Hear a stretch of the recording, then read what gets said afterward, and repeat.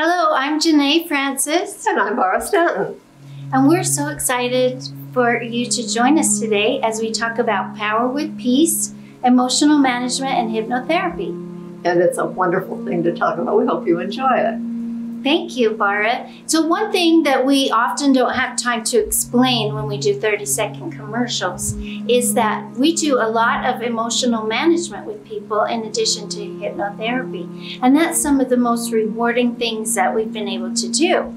We help people to manage their emotions. Just like in this video, where the artist had to have a vision for what she was going to create, that's how your life is. You need to have a vision for what you are bringing to your life.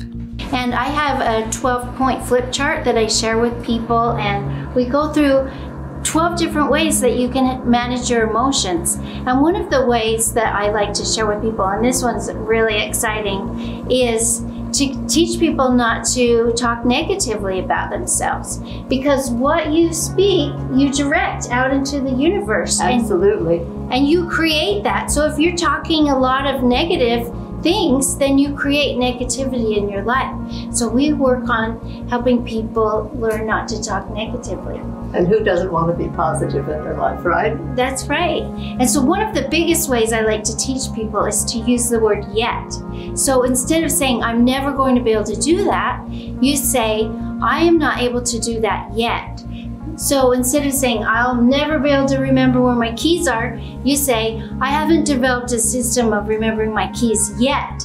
And so when you use that word yet, it programs your mind that there's a possibility that you'll be able to do it in the future. So that's really exciting. Another way that I talk to people about managing their emotions is about managing their expectations. Because they say that all anger is an unmet expectation. So if you can manage your expectations, then you don't get mad at people in the first place, and then you don't need any kind of emotional management because you've already decided not to be mad before anything happens. And that works magically. It really does. Yes, and I learned it myself when I went to see my daughter for my birthday, and we got up in the morning and she forgot to say happy birthday. Yes, so I started to be really upset, and then I realized, it's just my expectations. They're not hurting my feelings by not saying happy birthday. And so I had a super happy day, even though a bunch of things happened after that because I managed my expectations. That's a good thing. I'd like to tell about one client that I had when I first started in this. Very successful, very handsome young man. Maybe in his late 30s, early 40s, married, happily married, had 4 beautiful children. But he came to see me because he had an overwhelming fear that his wife was going to die. She had serious asthma problems and had to go to the hospital several times. But the doctor said it wasn't fatal, it was going to be okay, but he still had this terrible worry. So in my office, I had him relax. Really, trance is nothing more than just relaxing. Got him relaxed to the point where his subconscious and his conscious could kind of communicate with each other. And I asked him when the very first time he ever remembered feeling like he was abandoned. And it turned out that he remembered a time when he was just 10 months old, the youngest of several children, and his mother had just disappeared, was gone for 2 or 3 weeks. And that happened a number of times during his life.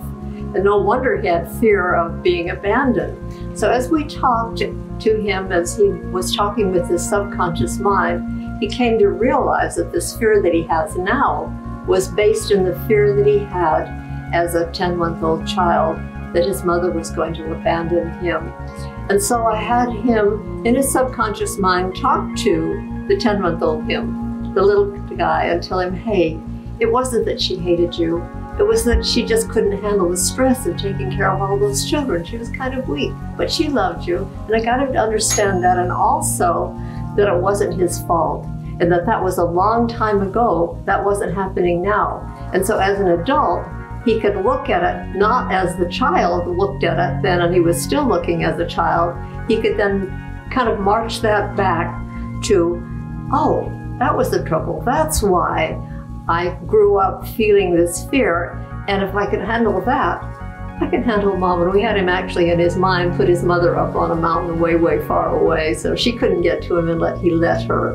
And that eased some of the burden. And then also, I had him talk to the little child and say, you know, I know you were scared, and that was understandable, but I'm older and wiser now, and I can take care of you.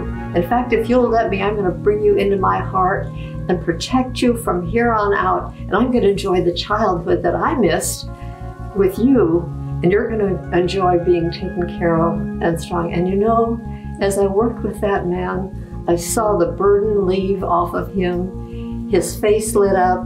His eyes were happy. I had him take the little child and put him in his heart.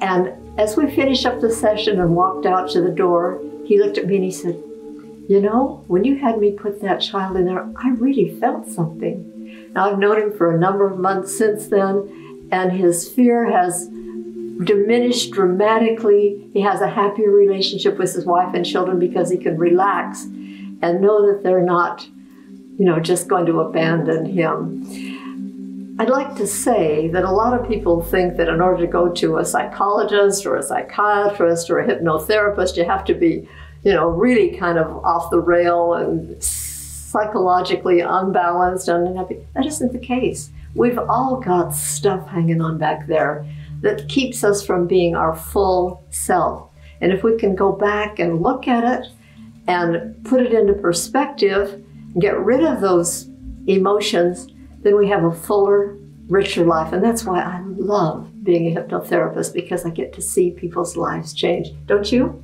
Yes. And one thing that we've noticed is some people get nervous when we talk about going into a trance. And we just want you to understand that we don't walk people down until they're totally asleep and unaware. It's exactly the opposite. What we do is we help people to be more in contact with their subconscious. That's all we do.